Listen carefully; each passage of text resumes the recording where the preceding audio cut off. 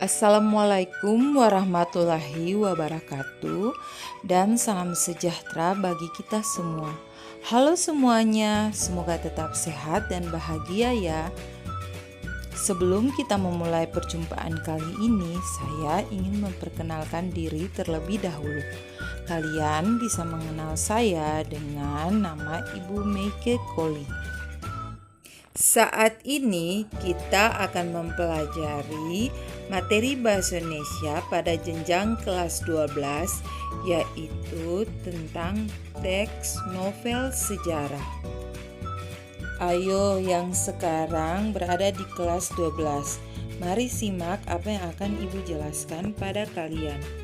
Nah, dalam video pembelajaran kali ini, kalian akan mengenal struktur dan kaidah kebahasaan teks cerita sejarah. Pernahkah kalian membaca sebuah novel? Ibu yakin bahwa kalian pernah membaca sebuah novel. Nah, novel kali ini jenisnya adalah novel sejarah. Apakah yang disebut dengan novel sejarah? Novel sejarah adalah karya sastra yang menceritakan mengenai fakta-fakta kejadian di masa lalu yang berisi peristiwa bernilai sejarah. Setelah kalian mengetahui apakah yang disebut dengan teks novel sejarah, kalian juga harus mengetahui tentang ciri-ciri teks cerita sejarah. Ciri yang pertama yaitu disajikan secara kronologis atau berdasarkan urutan peristiwa atau urutan kejadian. Ciri yang kedua yaitu berbentuk teks cerita ulang atau rekon. Ciri yang ketiga sering menggunakan konjungsi temporal atau yang disebut dengan konjungsi waktu. Contohnya yaitu menggunakan konjungsi atau kata penghubung kemudian, lalu, setelah itu, dan sebagainya. Ciri yang keempat atau ciri terakhir dari teks cerita sejarah yaitu berisi atau berupa fakta. Nah, kalian sudah mengetahui tentang ciri-ciri teks cerita atau novel sejarah. Selanjutnya, kalian akan mengenal struktur teks cerita sejarah. Struktur yang pertama yaitu pengenalan situasi cerita atau yang disebut dengan orientasi. Dalam bagian ini, pengarang memperkenalkan setting cerita, baik waktu, tempat, maupun peristiwa. Selain itu, orientasi juga dapat disajikan dengan mengenalkan para tokoh, menata adegan, dan hubungan antar tokoh. Struktur yang kedua disebut dengan pengungkapan peristiwa. Dalam bagian ini disajikan peristiwa awal yang menimbulkan berbagai masalah, pertentangan, ataupun kesukaran-kesukaran bagi para tokohnya. Struktur yang ketiga yaitu menuju konflik atau disebut juga dengan rising action. Dalam bagian ini terjadi peningkatan perhatian, kegembiraan, kehebohan, ataupun keterlibatan berbagai situasi yang menyebabkan bertambahnya kesukaran atau kesulitan yang dialami oleh para tokoh. Struktur yang keempat disebut dengan puncak konflik atau turning point atau bahkan juga disebut dengan komplikasi. Pada bagian ini seringkali juga dikenal dengan klimaks, bagian cerita yang paling besar dan mendebarkan. Pada bagian ini pula ditentukannya perubahan nasib beberapa tokoh. Misalnya, apakah para tokoh kemudian berhasil menyelesaikan masalahnya atau bahkan gagal menyelesaikan masalah. Pada struktur yang kelima disebut dengan penyelesaian atau evaluasi. Sebagai akhir cerita, pada bagian ini berisi penjelasan ataupun penilaian tentang sikap ataupun nasib yang dialami tokoh mengalami peristiwa puncak itu. Pada bagian ini pun sering pula dinyatakan wujud akhir dari kondisi ataupun nasib akhir yang dialami tokoh utama.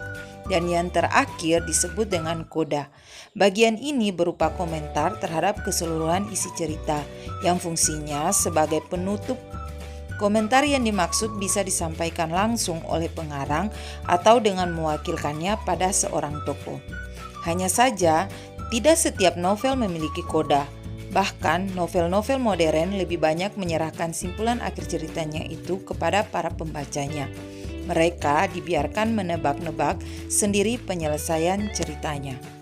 Nah, bagaimana? Kalian sudah mengetahui kan struktur teks novel sejarah?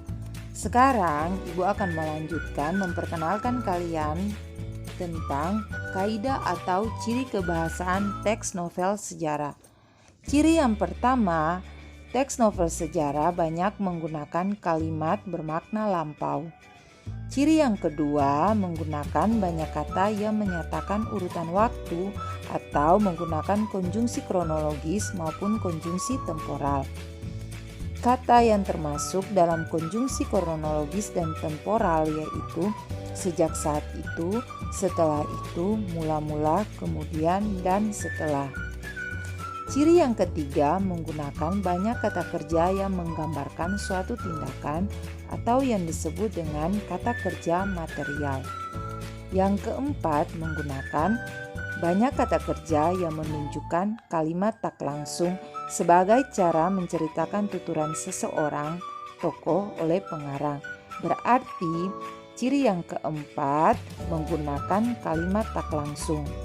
Kata yang menandakan bahwa kata kerja yang digunakan untuk menunjukkan kalimat tak langsung yaitu mengatakan, bahwa, menceritakan, menurut, mengungkapkan, menanyakan, menyatakan, dan menuturkan.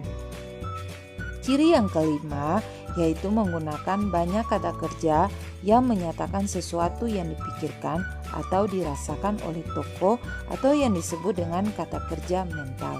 Kata kerja mental misalnya merasakan, menginginkan, mengharapkan, mendambakan, mentakkan, dan menganggap. Ciri kebahasaan yang keenam yaitu menggunakan banyak dialog. Hal ini ditunjukkan oleh tanda petik ganda dan kata kerja yang menunjukkan tuturan langsung. Nah, kalian pasti telah mengenal dan memahami pengertian teks novel sejarah, ciri-ciri teks novel sejarah, juga struktur dan kaidah kebahasaan teks novel sejarah. Ibu berharap video pembelajaran ini dapat membantu kalian dalam proses belajar ya. Akhirnya, Ibu mengucapkan wassalamualaikum warahmatullahi wabarakatuh dan salam sejahtera bagi kita semua. Sampai bertemu lagi dalam video selanjutnya dan dalam materi yang berbeda.